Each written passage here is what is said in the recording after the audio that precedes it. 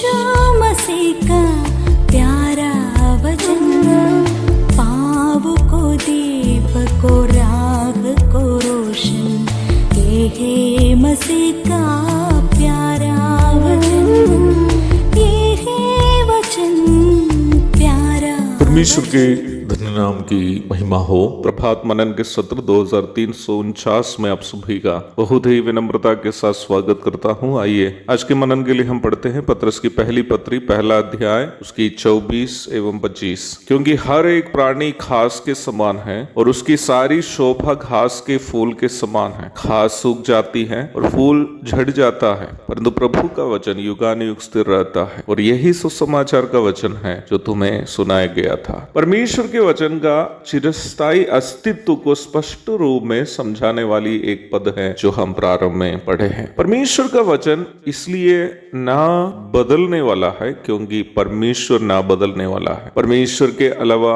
अन्य सभी जो स्वर्ग और धरती पर है परमेश्वर की सृष्टि है। सृष्टि नाशवान परंतु सृष्टिकर्ता अविनाशी है। सृष्टि में जो शोभा एवं सुंदरता है वो उसकी अपनी शोभा या सुंदरता नहीं है, बल्कि सृष्टिकर्ता की महिमा का बखान मात्र है। सृष्टि में हम जो शोभा का दर्शन करते हैं उसका स्थायी गुण वास्तव में सृष्टिकर्ता में पाए जाते हैं। जैसे सूर्य का प्रकाश वास्तविक तथा चांद का प्रकाश केवल प्रतिबिंब है, वैसे ही सूर्य की ज्योति अस्थायी तथा उसके सृष्टिकर्ता की ज्योति चिरस्थायी है। लेकिन सबसे रोचक तथ्य यह है कि 22 एवं 23 पदों में मसीही विश्वासियों को आपस में प्रेम करने का महत्व पर समझाने के पश्चात वचन का चिरस्थायी अस्तित्व की चर्चा पत्रस कर रहा है। हमारे कल के मनन में हम ये देखे थे कि मसीही विश्वासियों के आपस की भाईचारे का संबंध इसलिए चिरस्थायी है क्योंकि हमारा नया जन्म चिरस्थायी वचन से हुआ है।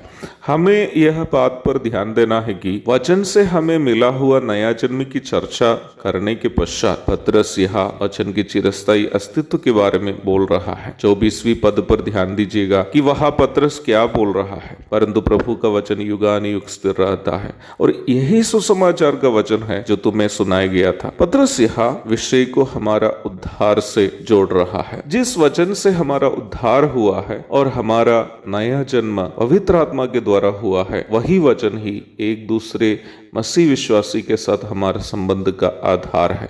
इसका मतलब एक दूसरे के साथ यदि हम भाईचारे की प्रीति कायम नहीं रख पाते हैं तो हम वास्तव में वचन के खिलाफ पाप कर रहे हैं। भाईचारे की प्रीति बनाए रखने का अर्थ केवल आपस में मिलने पर जय मसीह की कहकर मुस्कुराना नहीं है या गले लगाना ही नहीं है। जैसे कि मैंने पूर्व के मनन में कहा था, एक दूसरे के प्रति हमारे अंदर जो प्रेम है वो प्रेम हमें एक दूसरे के प्रति संवेदनशील बनाते हैं। एक दूसरे की आवश्यकता एवं जरूरतों के प्रति हमें वो प्रेम चिंतित होने के लिए प्रेरित करता है। केवल आपस में मिलते समय हंसी मजाक करते हुए पार हो जाना प्रेम नहीं है। दुनिया वाले भी तो वही करते हैं ना। इस विषय पर प्रेरित यूहन्ना का प्रस्ताव पर ध्यान दीजिएगा। हमने प्रेम इसी से जाना कि उसने हमारे लिए अपने प्राण दे दिए और हमें भी भाइयों के लिए प्राण देना चाहिए। पर जिस किसी के पास संसार की संपत्ति हो और वह अपने भाई को कंगाल देखकर उस पर तरस खाना ना चाहे तो उसमें परमेश्वर का प्रेम कैसे बना रह सकता है। यूहन्ना की पहली पत्री 3 अध्याय पद 16 एवं 17। समान अर्थ की बातें